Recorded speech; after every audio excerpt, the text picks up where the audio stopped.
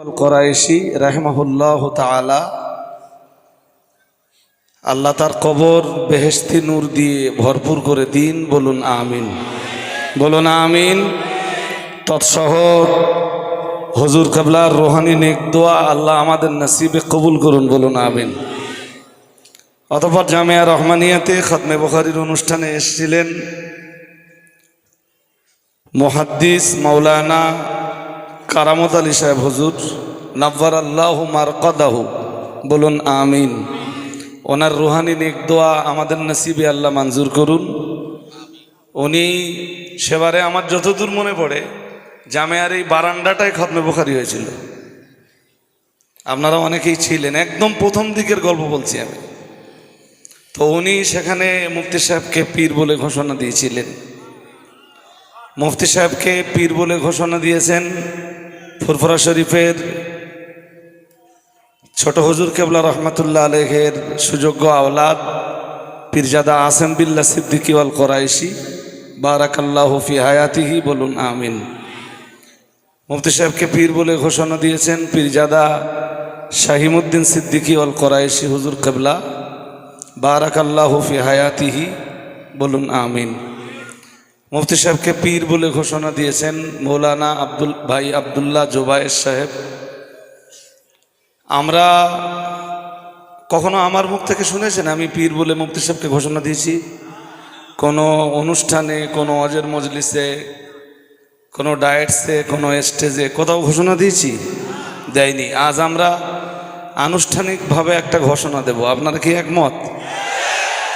তাহলে আমি মুফতি সাহেবের জন্যে বা আমরা মুফতি সাহেবের জন্যে যে শব্দটা নির্বাচন করব, আজ থেকে আপনারা সবাই সেই শব্দটাই ব্যবহার করবেন। সবাই একমত? সবাই একমত? আজ আমরা অল ইন্ডিয়া সুন্নাত ওয়াল জামায়াতের পক্ষ থেকে মুফতি সাহেবকে আমাদের তথা অল ইন্ডিয়া সুন্নাত ওয়াল জামায়াতের মুর্শিদ কেবলা হিসাবে ঘোষণা দিলাম।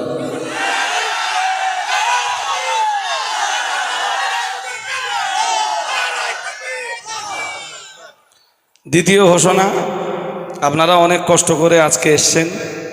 আগামী মঙ্গলবার খাদিজার জন্মলগ্ন থেকে স্বপ্ন ছিল আমাদের যে কবে আমরা 100 করে মেয়ে প্রতি বছর ফারাগাত করতে পারবো, অর্থাৎ 100 করে মেয়ে প্রতি বছর মৌলানা হিসাবে কমপ্লিট দিতে পারবো।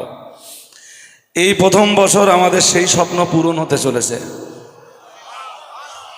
যে কারণে আমরা শুরুতে একবার প্রথমবার যখন খাদিজাতে বুখারী শরীফের ওপেনিং হয় মুফতি সাহেবকে দিয়ে ইবতেদায়ে বুখারীর মজলিস করেছিলাম।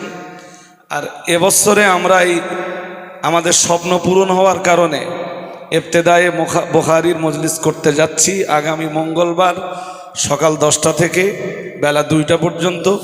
দুপুরবেলা আপনাদের জন্য মেহমান নামাজির ব্যবস্থাপনাও থাকবে।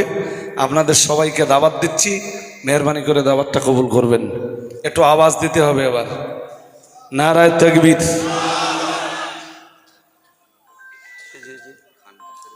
ও আর একটা ঘোষণা দিতে একটু বাকি আছে, এর সাথে আর একটা জিনিস যুক্ত হবে, আমার ব্রেনে ছিল না। সেটা হলো প্রতি মাসে এমনি মুফতি সাহেব এখানে জিকিরের মজলিস পরিচালনা করেন।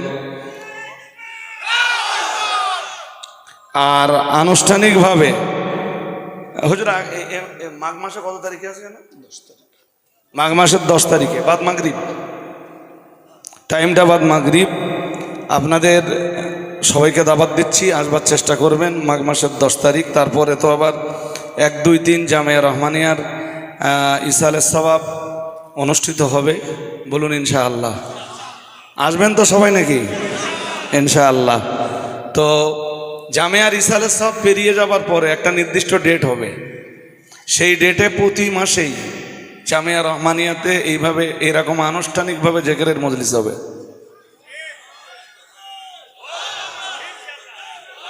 আপনারা ইনশাআল্লাহ বললেন না তো? আর একটু আওয়াজ দিয়ে বলুন ইনশাআল্লাহ। নারায়ে তাকবীর, নারায়ে তাকবীর।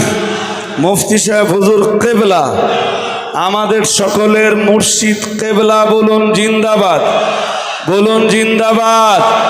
আমাদের মুর্শিদ কেবলা বলুন জিন্দাবাদ। নারায়ে তাকবীর, নারায়ে তাকবীর। অল ইন্ডিয়া সুন্নাত ওয়াল জামাআত জামিয়া রহমানিয়া, জামিয়া রহমানিয়া, নারায়ে তাকবীর।